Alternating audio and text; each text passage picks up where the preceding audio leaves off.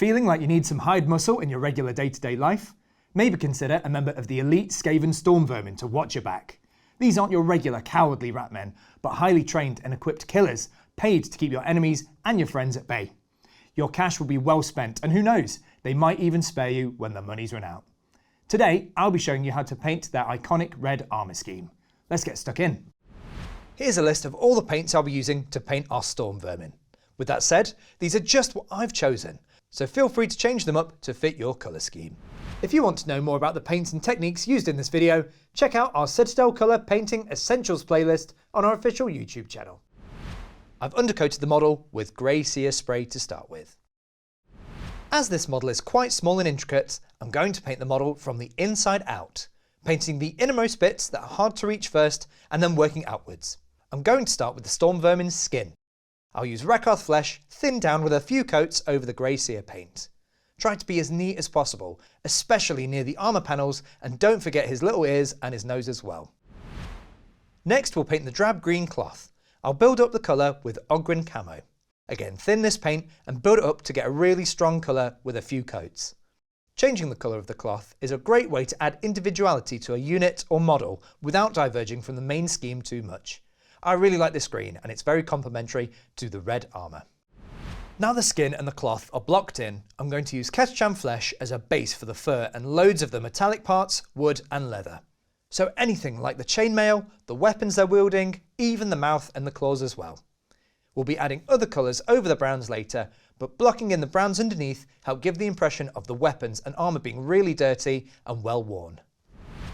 There's a lot of brown to paint at this stage, so take your time and remember you can always tidy up afterwards when the brown paint is dry. Now for the rich red armour. Today I'll be using Bhaal Red Contrast paint. It's super bright and goes on really quickly and easily. Now remember, when using contrast paint, we need to make sure the undercoat is crisp and clean. So if you've accidentally painted over the Grey Seer, you'll need to clean it up with the original base colour.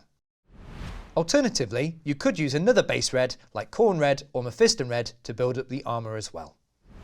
With Stormhost Silver, I'm going to start picking out the metallic parts of the model, so the chainmail and the weapon blades. I don't want to add too much silver over the brown to really keep that dark base showing through. To do this, I'll take some Stormhost Silver, then with a bit of paper, remove most of the paint from my brush. Then in downward strokes, I'll apply it to the chainmail and the weapon as well. This is pretty much dry brushing, but with a smaller brush. I did a similar thing on the weapons, but you can move to a bigger brush to make it much quicker if you'd like. Now I'll quickly paint the leather and the teeth with XV88. Then with the same paint, I'll give a highlight to the fur and the wood too. I've found taking paint off the brush, like the previous step, works to really help highlight the fur and wood. With a few highlights and the base colours locked in, let's add some definition with a shade paint. Agrax Earthshade is a dark brown shade that will run into all the ridges of the model and add a dirty feel at the same time. Remember to give this a really good shake before you use it. I've used a big brush and I've covered the entire model in one go with the shade paint, making sure to keep pooling at a minimum. After a minute, I double check the model for any excess shade once again and let it dry. This will take a bit of time, but it's really worth the wait. With the Agrax Earthshade dry, I'll add some colour onto the Skaven skin with Volupus Pink. I focused on the tail first, then moved onto the ears, lips, feet and hands as well. Then when it's dry, I've added a second coat near the base of the tail and again on the nose to give it even more colour. All the better to sniff you with. To bring out the red armour even more, I've added a chunky highlight of Evil Sunz Scarlet. The armour is really angular, so take your time and go around each edge as best as you can. I've added some scratches to the armour too by painting some small lines across the larger pieces. Keeping a fine tip on your brush is key to do this. We'll add a highlight to the cloth with Krieg Khaki.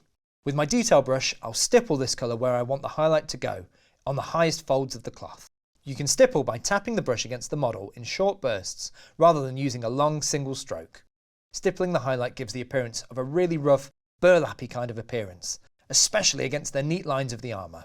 I've based the model with Astrogranite, and now our Storm Vermin is ready for the battlefield. But if you prefer only the best for your personal bodyguard, we can add a few extra highlights using the previous paints. We'll use Rakarth flesh again to add a highlight to the skin. As we've applied shades and contrast paints over the skin already, we can use the original colour to add a highlight as it's been darkened down. I've focused on the bumps of the face and the hands where the gaunt bones are poking through. Then with a thin tipped brush, we'll make small scratches over the armour with Stormhost Silver. I've also dotted some of the chipping onto the edges of the armour with the side of my brush. I recommend only adding a small amount though, as you can quickly turn the armour completely silver. Finally, I'm going to add some little triangles and freehand symbols with Krieg Khaki. The trick is to keep your paint really thin with water, as this will help the paint flow where you want it to go. I've started with a straight line across the armour, and then I've carefully built up the little triangles in that. This is tricky, but take your time, and if you make any mistakes you can fix it with Bhaal Red. There's loads of cool examples of Skaven claw runes in their battle tome. I've gone for the classic triangle one, as it's really easy to do and looks great. But on bigger models you can always paint one of the more complicated designs. With only 10 paints, we have our Storm Vermin ready for the battlefield, where he'll defend us to the death. He seems trustworthy, right? For more painting videos, head over to our YouTube channel. If you prefer, you can always head to one of our Warhammer stores where our friendly staff will be more than happy to help. Thank you for watching and have fun painting models. See you later.